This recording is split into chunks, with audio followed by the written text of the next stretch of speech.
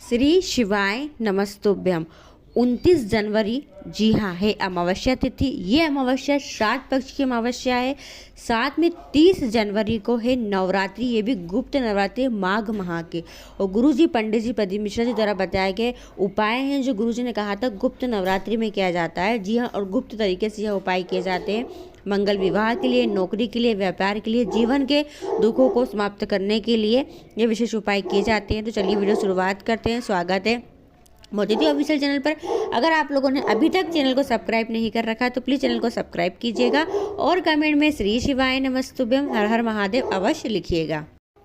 पहला उपाय, यह उपाय आपको आज शाम यानी कि अमावस्या की रात्रि में करना है। जी हाँ, इस उपाय को करने से पितृ दोष पितृ आशीर्वाद में बदलेगा। पितृ कह सकते हैं पितृ रूठे हुए हैं या फिर घर के अंदर कोई ऐसा कार्य अटका पड़ा हुआ है जो होता नहीं है, घर में मांगलिक कार्य नहीं होते हैं, या फिर हम कह सकते हैं कि इस उपाय को करने से असिद्धि नौ निधियाँ हमारे घर में प्रवेश करेगी। जी हाँ, आदि शक्ति माँ दुर्गा का आशीर्वाद मिलेगा और हमारे सारे कार्य संपन्न होंगे। तो करना क्या है आपको अमावस्या की रात्रि में एक कटोरी में चावल भरना है।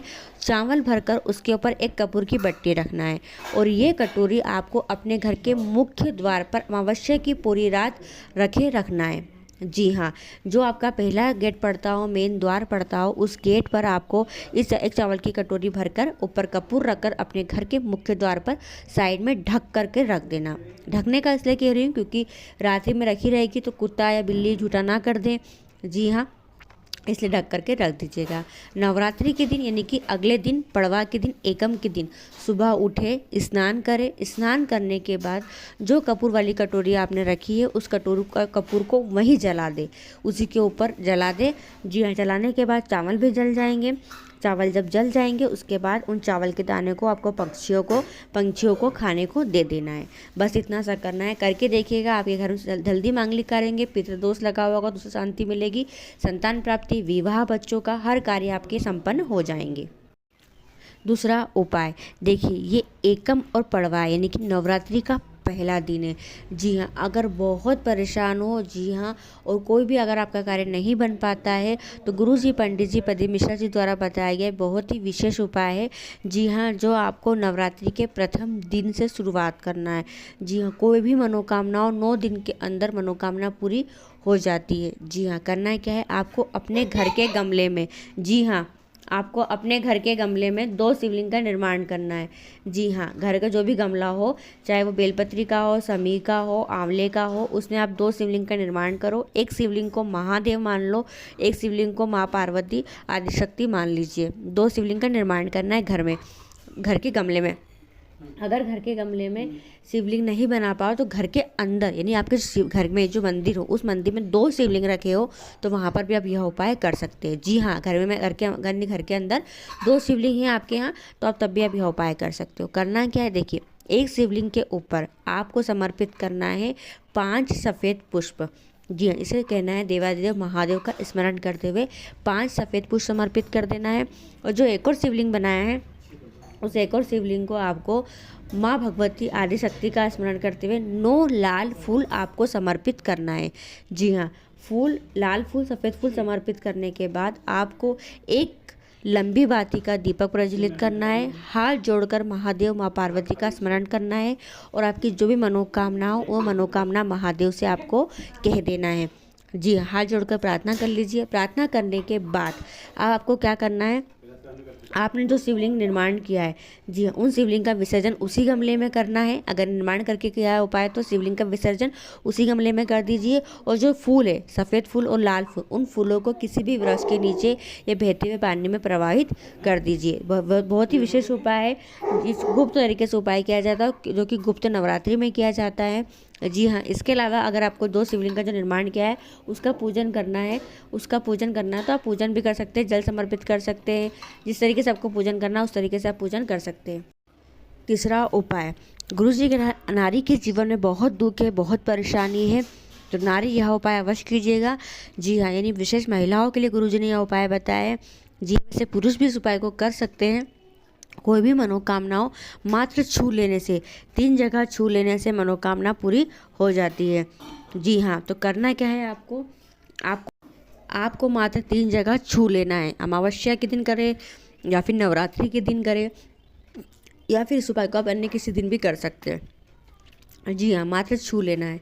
तो कहाँ कहाँ स्पर्श करना है, छूना है, तो आप वीडियो में देख सकते हैं। जैसे आप शिवालय गए, कुछ भी लेके मत जाइए, खाली हाथ जाइए। खाली हाथ जाकर आपको सबसे पहले जहाँ से जल बहकर नीचे गिरता है, जी हाँ, जहाँ जल बहकर नीचे गिरता है, जिसे कहा था जहाँ पर सभी देवी देवताओं का स्थान होता है, यहाँ पर अपनी हथेली लगाकर स्पर्श कर छू कर अपनी मनोकामना आपको महादेव से कहना है, पहला स्थान। दूसरा, जहाँ शिवलिंग रखी रहती है, जिसे कहा जाता है माँ पार्वती का हस्तकमल कटी भाग, दूसरा वहाँ पर स्पर्श करना है, वहाँ छूना है। और तीसरा, आपको जहाँ जहाँ से जल फेंके जाता है उसके ठीक ऑपोजिट, जहाँ मेरा हाथ दिख रहा है आपको, थर्ड बार जब मैंने स्पर्श किया है, छुआ है, यहाँ पर आपको छू लेना है। मात्र छू लेने से, स्पर्श करने से मनोकामना पूरी होती है। और विशेष उपाय है, आप इस उपाय को किसी भी दिन कर सकते हैं। तो मौनी अमावस्या है, साथ में नवरात्रि का पहला दिन है, अब यह उपाय अवश्य कीजिएगा। चौथा उपाय, यह उपाय विशेष करने से, ये कह सकती हूँ मैं कि नवरात्रि चल रहे हैं, प्रथम दिन है नवरात्रि का, अगर आप 9 दिन तक कंटिन्यू यह उपाय कर लेते हैं तो 9वें दिन आएगा और आपकी मनोकामना पूरी हो जाएगी। जी हाँ, यानी करना क्या है इस उपाय में, इस उपाय में आपको नियम से करना है, क्योंकि यह उपाय सीता जी ने किया था राम भगवान के दर्शन करने के लिए, राम भगवान को प्राप्त करने के लिए, और 9 दिन के अंदर सीता माता की मनोकामना पूरी हो गई थी। यह उपाय ऐसा उपाय है। आपको क्या करना है, नवरात्रि के प्रथम दिन लेना है 9 फूल, वो भी एक जैसे। फॉर एग्ज़ाम्पल, आपने गुलाब के फूल लिए हैं तो एक जैसे गुलाब के फूल 9 होना चाहिए। 9 फूल नहीं मिले तो 9 पंखुड़ी चलेगी, पर 9 ही होना चाहिए और एक जैसी होना चाहिए, ठीक है। और एक गोलबाती का घी का दीपक। प्रथम दिन शिवालय जाए, नवरात्रि के पहले दिन शिवालय जाए, शिवालय पहुंचकर दीपक को प्रज्वलित करो, पहले दीपक को प्रज्वलित करो। प्रज्वलित करने के बाद जो 9 फूल लेकर गए हो, महादेव के शिवलिंग के ऊपर समर्पित कर दो, ठीक है, पहले दिन।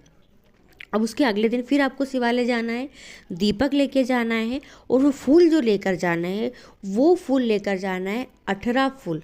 जी, यानी 9 के डायरेक्ट डबल फूल। दूसरा दिन है तो 9 के डायरेक्ट डबल फूल, 18 फूल आप महादेव के शिवलिंग पर समर्पित कर दो। ध्यान रखें, पहले दिन अगर आपने गुलाब के फूल चढ़ाए हैं और दूसरे दिन भी आपको गुलाब के फूल ही चढ़ाना है, समर्पित करना है, इस बात का ध्यान रहे, ठीक है। तीसरे दिन फिर आपको शिवालय जाना है, दीपक लेकर जाना है, दीपक बाती घी भरकर गोल बाती का लेकर जाए, दीपक को प्रज्वलित करें। फिर आपको महादेव के शिवलिंग के ऊपर 27 फूल समर्पित करना है। पहले दिन 9, दूसरे दिन 18, तीसरे दिन 27। जी हाँ, 9 एकम 9, 9 दूनी 18, 9 त्रिया 27, 27 फूल। प्रथम दिन जो कलर के फूल समर्पित किए हैं, तीसरे दिन भी आपको वही कलर के फूल महादेव के शिवलिंग पर समर्पित कर देना है। ऐसे आपको लगातार 9 दिन तक 9 फूल बढ़ाते जाना है। जब लास्ट डे आएगा, 9वां दिन आएगा, तब 81 फूल आप महादेव के शिवलिंग पर समर्पित करेंगे।